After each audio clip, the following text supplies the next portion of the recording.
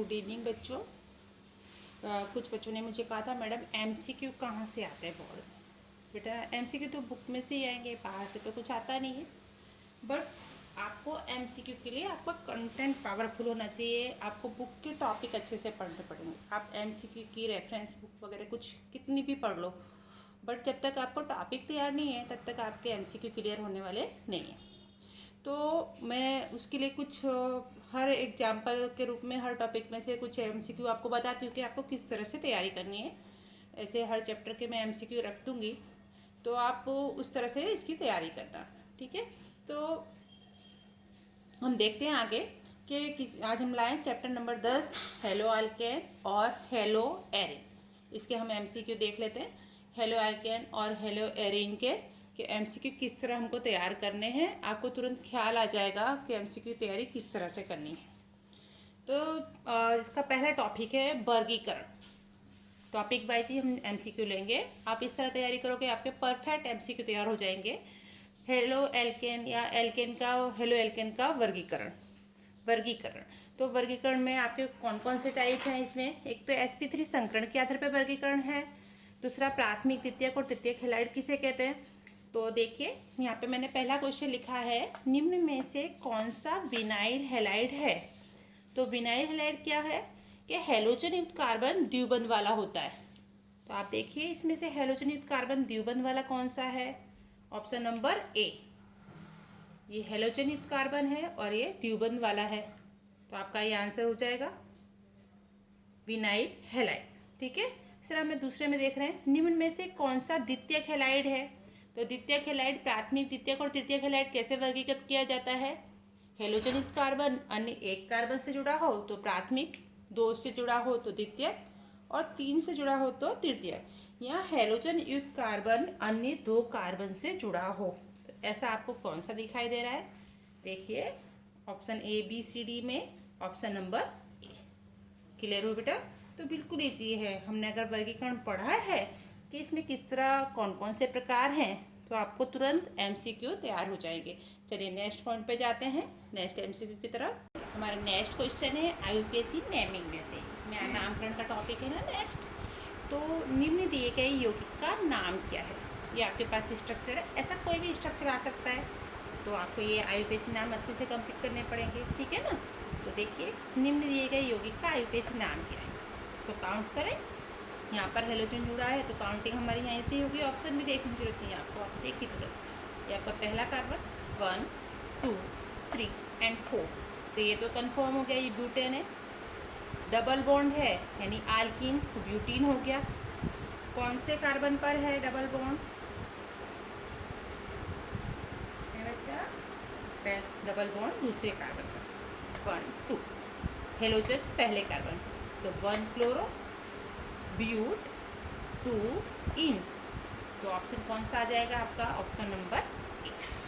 तो ये तीसरा क्वेश्चन भी सॉल्व हो गया।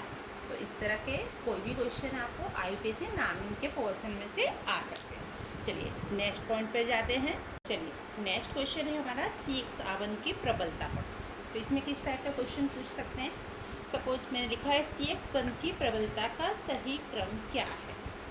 तो आपने अगर थियरी पढ़ा होगा तो देखेंगे कि फ्लोरीन, क्लोरीन, ब्रोमीन, आयोडीन, जैसे जैसे हम आगे जाते हैं वैसे वैसे बंध लंबाई बढ़ती जाती है। बंध लंबाई बढ़ती जाती है तो प्रबलता, बंध लंबाई बढ़ती जाएगी तो प्रबलता क्या होगी, घटती जाएगी। प्रबलता घटती जाएगी, दैट मीन्स सबसे अधिक प्रबलता कहाँ पर होती है, फ्लोरीन की तरफ, और सबसे कम होती है आयोडीन की तरफ। तो अगर आपको ये पॉइंट याद है तो आपको इजली आंसर मिल जाएगा, आपका ऑप्शन नंबर बी। तो आप सिर्फ ये लाइन याद रखनी है कि फ्लोरीन से आयोडीन की तरफ बंध लंबाई बढ़ती जाती है और प्रबलता घटती जाती है।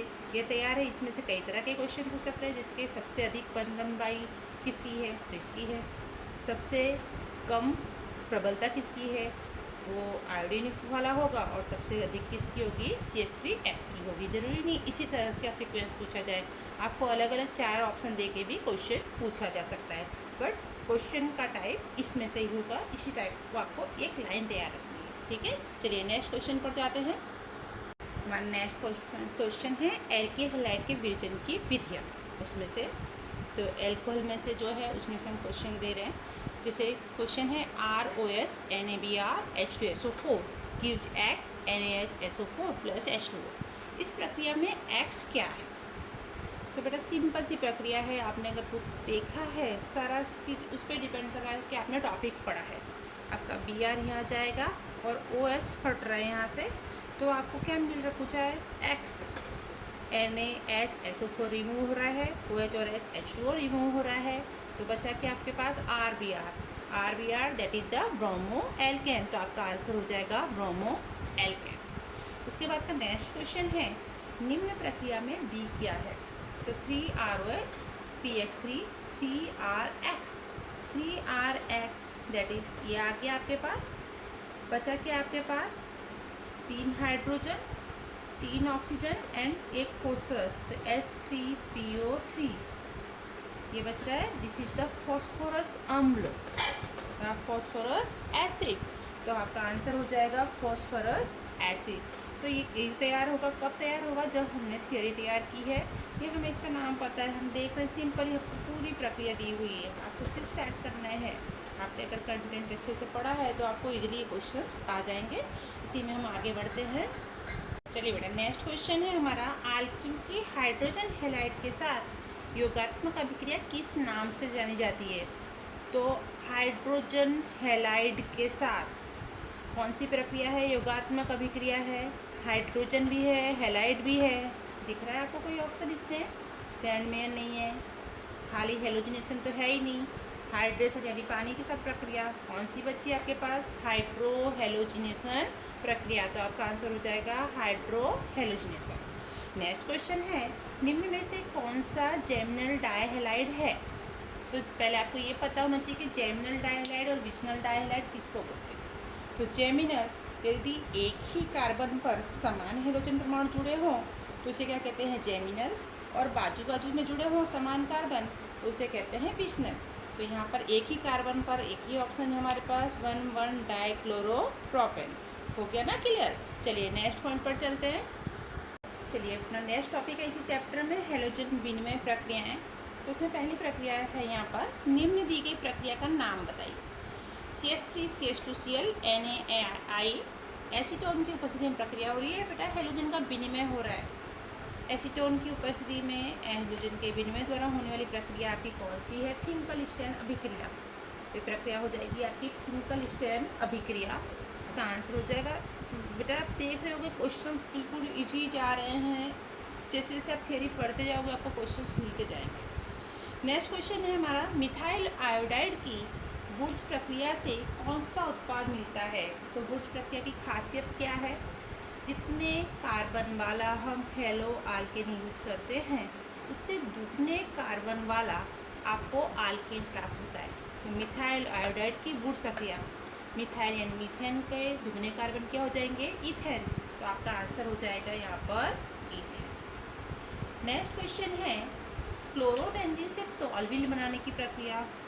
तो chlorobenzene that means hello aromatic hello Erin में से टॉल्विन बनाना है, एरिन यौगिक बनाना है। ऐसी एक ही प्रक्रिया है आपकी बुक में, वुड्स फिटिंग प्रक्रिया। तो बिल्कुल इजी गोइंग है ये आंसर, बिल्कुल इजीली जा रहे हैं। अगर आप थोड़ा सा ध्यान से थियोरी पढ़ेंगे और थियोरी के साथ इन क्वेश्चंस को आप कंपेयर कीजिए, बिल्कुल अच्छे से आपको तैयार हो जाएगा कि हाँ MCQ इतने ईजी आते हैं तो हमें हार्ड क्यों लगते हैं, क्योंकि हम रट्टा मार लेते हैं। ये थियोरी पढ़ ली बट उसमें से क्या MCQ बन सकता है वो हमें बेसिक कॉन्सेप्ट हमारा तैयार नहीं होता है। तो आप उस तरह तैयारी करिए, बिल्कुल इजीली क्वेश्चंस मिलते जाएंगे। चलिए 2-4 क्वेश्चन और देख लेते हैं। हेलो, नेक्स्ट क्वेश्चन है हमारा, निम्न में से कौन सा यौगिक सैंडमेयर प्रक्रिया द्वारा मिलता है?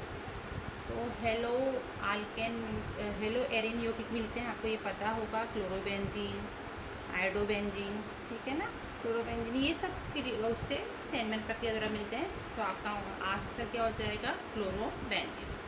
आपका नेक्स्ट क्वेश्चन है निम्न में से कौन सी स्वार्ट्ज प्रक्रिया है? तो बेटा स्वार्ट्ज प्रक्रिया फ्लोरीन युक्त हेलोजन बनाती है। फ्लोरीन सिर्फ एक ही प्रक्रिया है स्वार्ट्ज प्रक्रिया जिससे हमको मिल रहा है। तो उसके प्रत्येक भी 4 प्रक्रिया आपकी बुक में दी हैं, वो आपको तैयार करने हैं। उसमें से भी एक MCQ बन सकता है कि निम्न में से कौन सा स्वार्ट्ज अभिकर्मक नहीं है। इस तरह का क्वेश्चन उसमें से भी आ सकता है।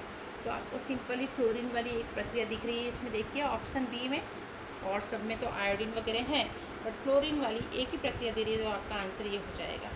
तो ये स्वार्ट्ज प्रक्रिया हो जाएगी।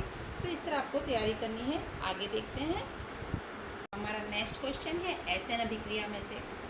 तो मैंने क्वेश्चन लिखा है SN2 प्रक्रिया के संदर्भ में क्या गलत है। तो इसके लिए आपको क्या तैयार होना चाहिए, SN अभिक्रिया, SN1 और SN2। आपका क्वेश्चन है क्या गलत है।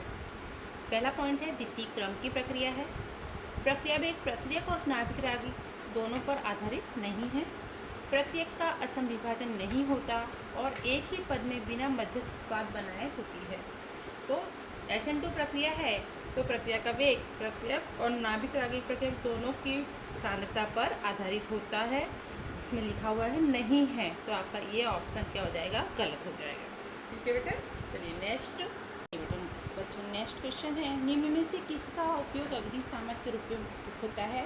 तो आप हेलो एल्केन हेलोइन के यूजेज हैं, उसमें आप देखेंगे तो पायरीन ऐसा संयोजन है जिसका अग्निशामक के रूप में उपयोग होता है। तो दैट मीन्स डायरेक्ट बुक में से उठाया हुआ क्वेश्चन है।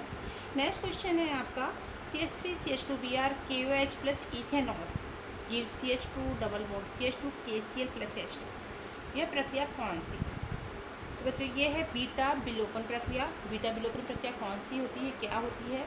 तो बीटा विलोपन प्रक्रिया में अल्फा कार्बन पर से हेलोजन और बीटा पर से हाइड्रोजन दूर होता है, इसलिए इसे कहते हैं बीटा विलोपन प्रक्रिया। तो आप देखिए यहाँ से H और यहाँ से Br रिमूव होगा तो ये आपको मिलेगा CH2 डबल बॉन्ड CH2। तो ये प्रक्रिया हो गई आपकी बीटा विलोपन प्रक्रिया।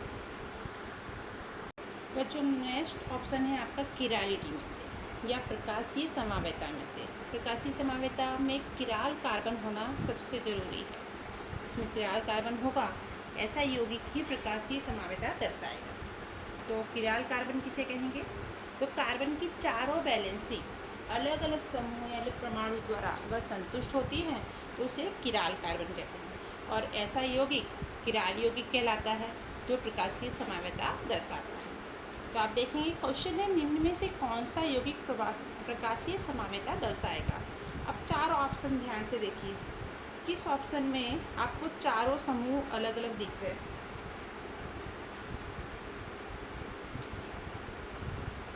Got it, option number B, इसमें चारों समूह अलग अलग हैं। देयरफॉर ये जो है आपका क्या दिखाएगा, प्रकाशीय समावेता दर्शाएगा। तो इस टाइप के क्वेश्चन आई थिंक मैंने कवर करने की कोशिश की बेटा, सारे पॉइंट्स फिर भी कोई रह गया हो तो आप रीड करेंगे। इस तरह के क्वेश्चंस आपके MCQ में पूछे जा सकते हैं, यही आएंगे ऐसा नहीं, बट इस टाइप के कि कैसे क्वेश्चंस हमको बनाने हैं, कैसे तैयारी करनी है। तो you have to prepare your content. आपके टॉपिक्स आपको अच्छे से पढ़ने पड़ेंगे। आप टॉपिक्स अच्छे से पढ़ेंगे तो श्योरली आप MCQ सॉल्व कर पाएंगे। I think this will be helpful for you. आप और प्रैक्टिस करेंगे, इस तरह के MCQ बनाएंगे, टॉपिक पढ़ेंगे और MCQ बनाएंगे। मैं नेक्स्ट चैप्टर आप जो भी बोलेंगे उसका वीडियो बना के भेजूँगी, और फिर से मिलते हैं नेक्स्ट चैप्टर के MCQ के साथ। चलिए बच्चों, take care and prepare well. Okay, bye, good bye.